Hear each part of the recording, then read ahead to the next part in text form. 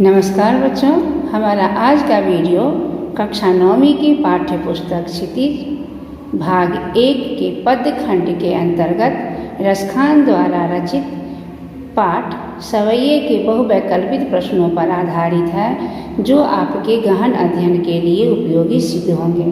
तो प्रारंभ करते हैं। प्रश्न इस प्रकार है। कवि रसखान का जन्म कब और कहाँ हुआ था? सन 1448 में गुजरात के पोरबंदर में, सन 1548 में दिल्ली के निकट, सन 1720 में इलाहाबाद उत्तर प्रदेश में। उत्तर होगा सन 1548 में दिल्ली के निकट। अगला प्रश्न है, रसखान जी को किस रूप में जाना जाता है? विकल्प सुने। शिव भक्त कवि, राम भक्त कवि, कृष्ण भक्त कवि। उत्तर होगा कृष्ण भक्त कवि। अगला प्रश्न है, रसखान जी का मूल नाम क्या था? हबीब उल्लाह खान, सैयद इब्राहिम, इकबाल रहीम। उत्तर होगा सैयद इब्राहिम। अगला प्रश्न है, रसखान जी के गुरु का नाम क्या था? गोस्वामी विठल दास, गोस्वामी रामानंद, केशव आचार्य। उत्तर होगा गोस्वामी विठल दास। अगला प्रश्न है, रसखान जी की रचनाओं का संग्रह किस नाम से प्रसिद्ध है? रसखान रचनावली, रसखान सुजान, रसखान पत्रिका। उत्तर होगा रसखान रचनावली। अगला प्रश्न है, रसखान के काव्य की भाषा है? अवधी भाषा, राजस्थानी भाषा, ब्रज भाषा। उत्तर होगा ब्रज भाषा। अगला प्रश्न है, किन छंदों पर रसखान जी का विशेषाधिकार था? दोहा, चौपाई, सवैया। दोहा, कवित, सवैया। सोरठा, कवित, सवैया। उत्तर होगा दोहा, कवित, सवैया। अगला प्रश्न है, रसखान द्वारा रचित सवैयों में किसके प्रति लगाव प्रकट हुआ है? राम और अयोध्या के प्रति, कृष्ण और गोकुल के प्रति, मथुरा और वृंदावन के प्रति। उत्तर होगा कृष्ण और गोकुल के प्रति। अगला प्रश्न है, मनुष्य रूप में जन्म लेने पर कवि कहाँ बसना चाहते हैं? दिल्ली में, मथुरा में, गोकुल में। उत्तर होगा गोकुल में। अगला प्रश्न है, कवि किस पर्वत का पत्थर बनना चाहता है? हिमालय पर्वत, गोवर्धन पर्वत, अरावली पर्वत। उत्तर होगा गोवर्धन पर्वत। अगला प्रश्न है, कालिंदी कुलकदम की डारण में प्रयुक्त अलंकार है? ध्यान से सुने। अनुप्रास अलंकार, रूपक अलंकार, उपमा अलंकार। तो उत्तर होगा बच्चों अनुप्रास अलंकार, क्योंकि क वर्ण की आवृत्ति हुई है। अगला प्रश्न है, कवि किसके लिए तीनों लोकों का राज्य भी छोड़ने को तैयार है? विकल्प सुने। बाबा नंद की गाय चराने के लिए, कृष्ण की लाठी और कंबल के लिए, गोकुल का माखन खाने के लिए। उत्तर होगा कृष्ण की लाठी और कंबल के लिए।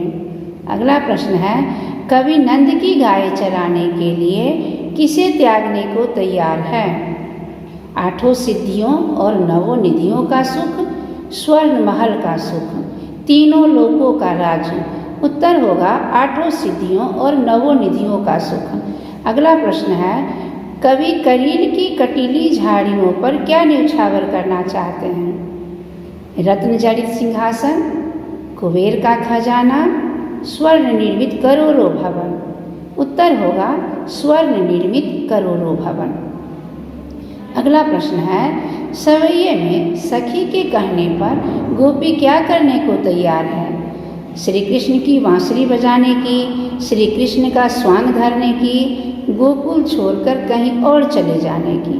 बच्चों उत्तर होगा श्री कृष्ण का स्वांग धरने की। अगला प्रश्न है, कृष्ण का रूप धारण करने वाली गोपी क्या करने को तैयार नहीं है? बालों में मोर मुकुट पंख लगाने को, पीले वस्त्र पहनने को, कृष्ण की मुरली अपनी होठों पर रखने का। उत्तर होगा कृष्ण की मुरली अपने होठों पर रखने को। अगला प्रश्न है, सवैये से गोपी के किस मनोभाव का पता चलता है? कृष्ण के प्रति ईर्ष्या भाव एवं द्वेष, कृष्ण के प्रति दुर्भावना, कृष्ण के प्रति असीम अनुराग एवं भक्ति। तो बच्चों उत्तर होगा कृष्ण के प्रति असीम अनुराग एवं भक्ति। अगला प्रश्न है, या मुरली मुरलीधर की में निहित अलंकार के नाम हैं। अनुप्रास और यमक अलंकार, अनुप्रास और रूपक अलंकार, अनुप्रास और उपमा अलंकार। बच्चों यहाँ उत्तर होगा अनुप्रास और यमक अलंकार। अनुप्रास इसलिए कि मौ वर्णों की आवृत्ति है और यमक इसलिए मुरली शब्द 2 बार प्रयुक्त हुआ है 2 अर्थों में। अगला प्रश्न है, गोपियाँ स्वयं को कब नहीं संभाल पाती? कृष्ण की बांसुरी देखकर, कृष्ण के गीत पढ़कर, कृष्ण की मोहन मुस्कान देखकर। उत्तर होगा कृष्ण की मोहन मुस्कान देखकर। अगला प्रश्न है, कृष्ण की मुरली की मधुर ध्वनि न सुनने के लिए गोपी क्या करना चाहती है?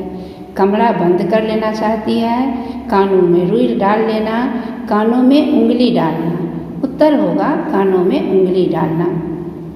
अगला प्रश्न है, गोपी ने श्री कृष्ण की मुस्कान को कैसा बताया है? कुटिल एवं चपल, आकर्षक एवं प्रभावशाली, सम्मोहक एवं स्वार्थी। उत्तर होगा आकर्षक एवं प्रभावशाली। काल ही को कितनों समझाई हैं में प्रयुक्त अलंकार है अनुप्रास अलंकार, यमक अलंकार, उत्प्रेक्षा अलंकार।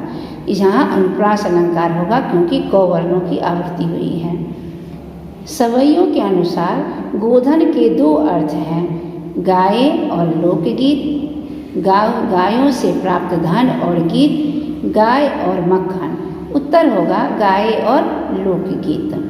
अगला प्रश्न है, कवि रसखान हर जन्म में, हर रूप में कहाँ जन्म लेना चाहते हैं? मरुभूमि में, गुजरात में, ब्रजभूमि में। उत्तर होगा ब्रजभूमि में। अगला प्रश्न है, गोपी कृष्ण की मुरली को होठों पर क्यों नहीं रखना चाहती?